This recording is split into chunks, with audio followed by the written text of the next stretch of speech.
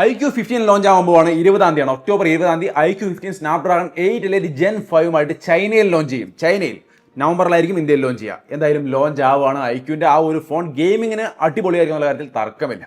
So ആ ഒരു ഫോണിന് വേണ്ടി ഒരുപാട് പേര് കാത്തിരിക്കുന്നുണ്ടാവും. ഒക്ടോബർ 20-ന് ചൈനയിൽ, അത് കഴിഞ്ഞാൽ ഇന്ത്യയിലേക്ക്. ഇത് മാത്രമല്ല iQOO Pad 5e, അതേപോലെ iQOO വാച്ച് GT2 അങ്ങനെയുള്ള സംഭവങ്ങളൊക്കെ ലോഞ്ച് ആവുന്നുണ്ട്. സോ iQOOന്റെ കുറച്ചധികം പ്രൊഡക്റ്റുകളാണ് ചൈന ലോഞ്ച് ആവുന്നത്. എല്ലാം ഇന്ത്യയിലും പ്രതീക്ഷിക്കാമെന്ന് തോന്നുന്നു അല്ലേ. ഇന്നത്തെ വീഡിയോ ഒരു ടെക് ന്യൂസ് ആണ്. ആദ്യത്തെ ന്യൂസാണ് പറഞ്ഞത്. രണ്ടാമത്തെ വാർത്തയിലേക്ക് വന്നു കഴിഞ്ഞാൽ വാട്സാപ്പിൽ ലിക്വിഡ് ഗ്ലാസ്, നമ്മുടെ ഐഫോണിൽ അവരിപ്പോൾ UI മൊത്തം ഗ്ലാസ് ആക്കി മാറ്റിയല്ലോ. അപ്പോൾ ഈ ഒരു ഗ്ലാസ് പോലത്തെ ലുക്ക് വാട്സാപ്പിലേക്കും വരികയാണെന്നാണ് മനസ്സിലാവുന്നത്. പല ആൾക്കാർക്കും കിട്ടി എന്ന് പറഞ്ഞുകൊണ്ട് സോഷ്യൽ മീഡിയയിലൊക്കെ ഞാൻ കണ്ടു. എനിക്ക് കിട്ടിയില്ല, ഞാൻ നോക്കി. ബട്ട് വരുന്നുണ്ട്. ഒരുപക്ഷെ ഇനി ഐഫോണിൽ അതും വാട്സപ്പും ലിക്വിഡ് ഗ്ലാസ് സ്റ്റൈലിൽ ഉപയോഗിക്കാൻ പറ്റും. പിന്നെ വാർ 2 ലോഞ്ച് ആയിട്ടുണ്ട്. നെറ്റ്ഫ്ലിക്സിൽ OTTയിൽ വന്നിട്ടുണ്ട്. താല്പര്യമുള്ളവർക്ക് കാണാം.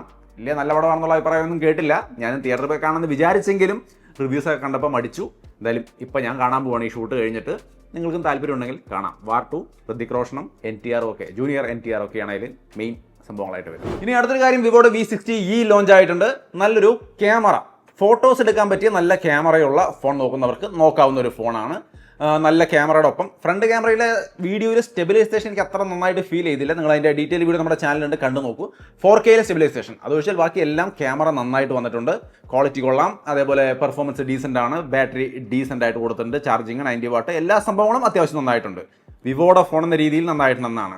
വാല്യൂ ഫോർ മണി ആണോ എന്ന് ചോദിക്കരുത്, അങ്ങനെയൊന്നും വരില്ല. ഇത് ഷോപ്പിൽ നിന്ന് വാങ്ങിക്കാവുന്ന ഫോണാണ്. ഷോപ്പിൽ നിന്ന് വാങ്ങിക്കാവുന്ന ഫോണുകളിൽ നല്ലൊരു ക്യാമറയുള്ള ഫോൺ നോക്കുന്നവർക്ക് V60 താല്പര്യമുണ്ടെങ്കിൽ പരിഗണിക്കാം.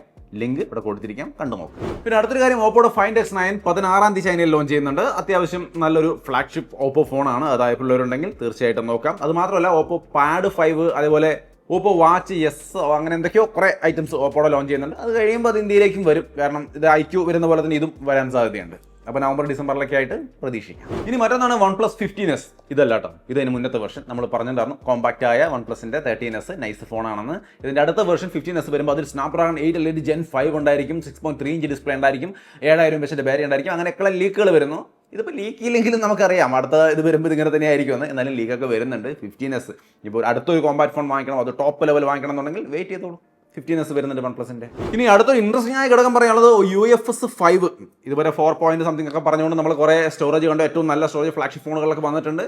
5 വരെയാണ്. ഇനി അങ്ങോട്ട് വരുന്ന ഫോണുകളിൽ UFS 5 സ്റ്റോറേജ് ഉള്ളത് വരും. നല്ല സെക്യൂരിറ്റി ഇമ്പ്രൂവ്മെൻറ്റ്, നല്ല സ്പീഡ്, അങ്ങനെ ഒട്ടനവധി കാര്യം. ഡബിൾ ഓൾറെഡി ഉള്ളതിനേക്കാൾ ഡബിൾ പവറിലാണ്, ഡബിൾ പവറിലും കൂടുതലാണ് ഈ വരുന്ന UFS 5 വരാൻ പോകുന്നത്. സോ ബെറ്ററായ അപ്ഗ്രേഡായ ഒരു വേർഷനാണ്. നല്ല സ്റ്റോറേജ്, നല്ല സ്പീഡിൽ നമുക്ക് ഉപയോഗിക്കാൻ സാധിക്കും ഫോണുകളൊക്കെ. ഇനി അടുത്തത് Oxygen OS 16. OnePlusന്റെ UI നമുക്കറിയാം, അടിപൊളി UI ആണ്. ഒരു തർക്കമില്ല കാര്യത്തിൽ. അതിൻ്റെ പുതിയ വെർഷൻ വരികയാണ്. അത് വരുമ്പോൾ നന്നായിട്ട് വരും, നമുക്കറിയാം. ഒരു തർക്കമില്ല, ഗംഭീരമായിരിക്കും. അവർ അടിപൊളിയായിട്ട് ചെയ്യാറുള്ള എല്ലാ കാര്യങ്ങളും. നല്ല സ്മൂത്തായ എക്സ്പീരിയൻസ്, ഒരുപാട് റിഫൈൻമെൻറ്റ് കാര്യങ്ങളൊക്കെ അതിൽ കാണുന്നുണ്ട്. ബട്ട് അതിൻ്റെ പരസ്യത്തിൽ കണ്ടോ, ഒരു ഗ്ലാസ് ടൈപ്പിലാണ് OnePlusന്റെ ചിഹ്നം കൊടുത്തിരിക്കുന്നത്. ഇനി ഐഫോണിൻ്റെ ലിക്വിഡ് ഗ്ലാസ് ഇങ്ങോട്ട് എടുത്തോ എന്ന് അങ്ങനെ പറയുന്നില്ല. അല്ല, ആ ഒരു ചിഹ്നം കണ്ടപ്പോൾ ഒരു സംശയം തോന്നിയതാണ്. എന്തായാലും വരട്ടെ, ഡീറ്റെയിൽഡ് വീഡിയോ വരുന്നുണ്ട്. നമ്മളിതിൽ ഉപയോഗിച്ച് ഡീറ്റെയിൽ വീഡിയോ കൊണ്ടുവരും. ചാനൽ മറക്കാതെ സബ്സ്ക്രൈബ് ചെയ്ത് ബെല്ലൈക്കണൊക്കെ എനേബിൾ ചെയ്ത് വെച്ചോളൂ. നോട്ടിഫിക്കേഷൻ കൃത്യമായിട്ട് കിട്ടും. ഇനി അടുത്തൊരു കാര്യമാണ് സാംസങ്ങിൻ്റെ Galaxy M17. ഒരു 13,000 റേഞ്ചിൽ വരുന്ന സാംസങ് ഫോണാണ്. ആ റേഞ്ചിലൊക്കെ സാംസങ് ഫോൺ എന്ന് പറഞ്ഞാൽ പെർഫോമൻസ് ഒന്നും വലിയ പ്രതീക്ഷ വേണ്ട. പക്ഷേ 50 MB ഫോൺ കാണിക്കാൻ പാടില്ല. അതിൻ്റെ ഡേറ്റ് പറഞ്ഞിട്ടുണ്ടാവില്ല. അപ്പോൾ ആ ഡേറ്റിന് ശേഷം ഒരു ഷോർട്ട് വീഡിയോ വരും. അതിനുള്ള വകുപ്പേ ഉള്ളൂ അതിൽ. കാരണം ക്യാമറ നന്നായിട്ടുണ്ട്, ബാക്കിയൊക്കെ ഡീസൻറ്റ്. നിങ്ങൾക്ക് സാംസങ് ഫോണേ 13,000 താഴെ എടുക്കൂ എന്നുള്ളവരുണ്ടെങ്കിൽ ഇതാണ് പുതിയ വേർഷൻ. OS 50 MB OS സപ്പോർട്ടുള്ള മെയിൻ ക്യാമറയാണ് കൊടുത്തിരിക്കുന്നത്. അതൊരു നല്ല ഘടകമാണ്. അത് മാത്രമാണ് നല്ല ഘടകം. ബാക്കിയെല്ലാം നന്നായിട്ടുണ്ട്, കുഴപ്പമില്ല. സാംസങ് ഫാൻസിന്, ഹാർഡ് കോർ ഫാൻസ് ആണെങ്കിൽ ഇതാണ് അടുത്ത നല്ല ക്യാമറയുള്ള സാംസങ് ഫോൺ. ഇനി അടുത്തത് ഇൻട്രസ്റ്റിംഗ് ആയി എടുക്കുന്ന പറയുന്നത് ഫ്ലിപ്കാർട്ടിന്റെ ദീപാവലി ബിഗ് ബാങ് സെയിൽ വരികയാണ്. iPhone 16 ഒക്കെ 51,999 മറ്റോ കിട്ടുന്നുണ്ട്. S24 FE വന്നിട്ട് 29,999 കിട്ടുന്നുണ്ട്. അതായത് ബിഗ് ബില്യൺ ഡേ പോലെ തന്നെ ഗംഭീര ഓഫർ. സോ അപ്പോൾ അടിപൊളി ഓഫറിൽ വാങ്ങിക്കാൻ അതായത് നമ്മുടെ ബിഗ് ബില്യൺ ഡേയിൽ ഏതെങ്കിലും പ്രൊഡക്റ്റുകൾ വാങ്ങിക്കാൻ മിസ്സായിട്ടുണ്ടെങ്കിൽ ഇത്തവണ ഈ ഓഫറിൽ കയ്യോടെ എടുത്തോളൂ. ഡീറ്റെയിൽ വീഡിയോ വരുന്നുണ്ട്. മറക്കാതെ സബ്സ്ക്രൈബ് ചെയ്ത് ബെല്ലൈക്കണൊക്കെ എനേബിൾ ചെയ്ത് റെഡി ആയിരുന്നുള്ളൂ. നോട്ടിഫിക്കേഷൻ കൃത്യമായിട്ട് വരും. ഇനി അടുത്തൊരു കാര്യം, ഷവോമിയുടെ 17 സീരീസ് ഇറങ്ങുന്ന കാര്യം നമുക്കറിയാലോ. 17T, 17 Ultra എന്നൊക്കെ പറഞ്ഞിട്ട് കുറേ സംഭവങ്ങളുണ്ടെന്ന് പറയുന്നു. ഓൾറെഡി പ്രോ നല്ല ഫോണാണ്. പിന്നെ അവിടെ അൾട്ര എന്ന് പറയുമ്പോൾ എന്താണ് അത്ര പ്രത്യേകിച്ച് കൊണ്ടുവരാനുള്ളതെന്ന് വെയിറ്റ് ചെയ്ത് കാണാം. ഇനി ടിക്കകത്ത് എന്താണ്, അതും വെയിറ്റ് ചെയ്ത് തന്നെ കാണണം.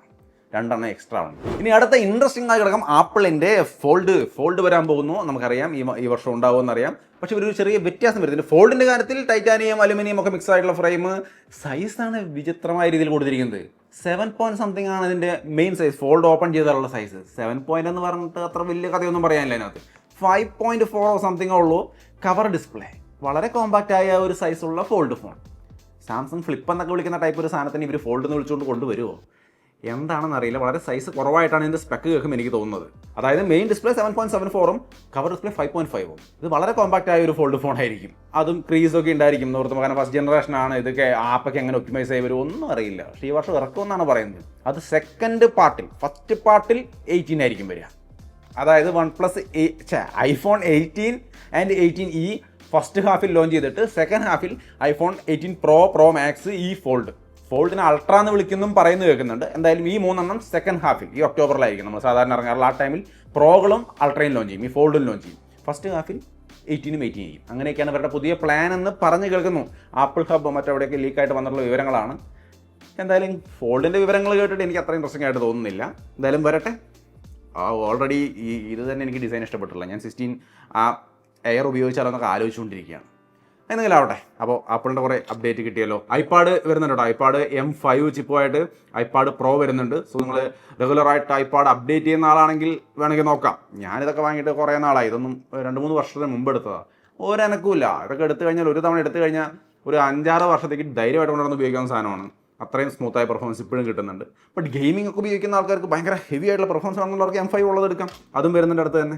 സോ അപ്പോൾ അങ്ങനെയാണ് ആപ്പിളിൻ്റെ കുറേ അപ്ഡേറ്റ്. ആപ്പിൾ പ്രൊഡക്റ്റുകൾ കാത്തിരിക്കുന്നവർ തീർച്ചയായിട്ടും വെയിറ്റ് ചെയ്യുക. പിന്നെ സാംസങ്, ആപ്പിൾ ഒരു ചെറിയ ഫോൾഡ് ഒന്ന് ഇറക്കാൻ തീരുമാനിക്കുമ്പോഴേക്കും സാംസങ് ഇവിടെ ട്രൈ ഫോൾഡ് അടുത്ത മാസങ്ങളിൽ അവതരിപ്പിക്കുമെന്നാണ് കേൾക്കുന്നത്. 3 തുറക്കുന്ന ഫോൾഡർ 9.9 ഇഞ്ചോ, അതായത് ഓൾമോസ്റ്റ് 10 ഇഞ്ച് സൈസുള്ള ഫോൾഡാണ് വരാൻ പോകുന്നത് സാംസങ്ങിൻ്റെ.